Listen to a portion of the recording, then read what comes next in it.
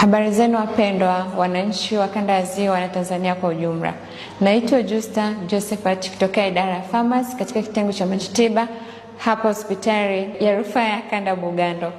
Nipo hapa kuwafahamisha zaidi kuhusiana na kitengo cha majitiba ambao ni mradi wa idara ya Pharmacy ulioundwa kwa ajili ya kusaidia hospitali katika kupunguza matumizi ya ununuaji wa dawa za majitiba.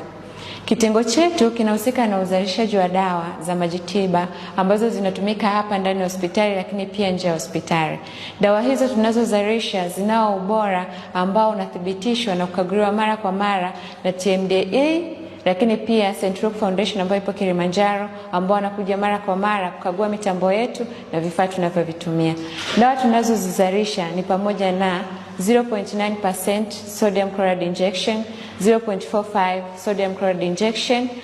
Tunayo pia dawa nyingine tunazozalisha ambazo ni za glucose, D50% dextrose injection, D25, D10 na dawa nyinginezo ambazo zinatumika hapa hospitali. Lakini katika dawa hizo tunazozalisha kuna dawa ambazo hazipatikani kwenye viwanda wala kwa wazabuni hapa Tanzania. Dawa hiyo mojawapo inaitwa 3% sodium chloride injection ambayo inasaidia kuongeza madini mwili kwa wale watu ambao wana upungufu wa madini mwilini.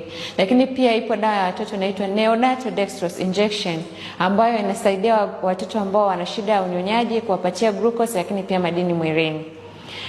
Umuhimu sasa wa kitengo chetu katika idara lakini pia hospitali kwa ujumla, kinawasaidiaje wagonjwa?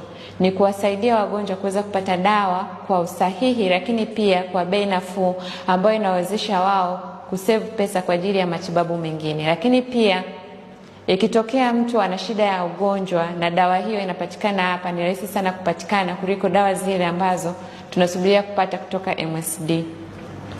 Kitu ambacho ni muhimu pia katika kitengo chetu, kwa sasa hivi tunao uwezo wa kuzalisha dawa nyingi kwa mwezi mmoja. Kwa mfano, tunaweza kuzalisha chupa 8,000 za dawa za aina mbalimbali ambayo inasaidia kusevu kwa upande wa hospitali.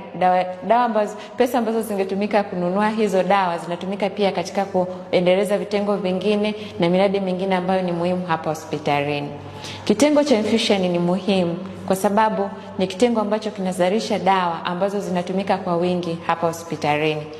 Wafanyakazi wanaofanya kazi katika kitengo hichi wanapata mafunzo ya hapa ndani, lakini pia wanaenda huko nje kwa ajili ya kujiendeleza, lakini pia wanafanya check up ya macho kwa ajili ya kufanya physical checking ya dawa, maana dawa hizi zinafanywa physical checking lakini pia microbiological checking, ambapo kila dawa ikitengenezwa inapelekwa maabara kwa ajili ya kuangalia kama ina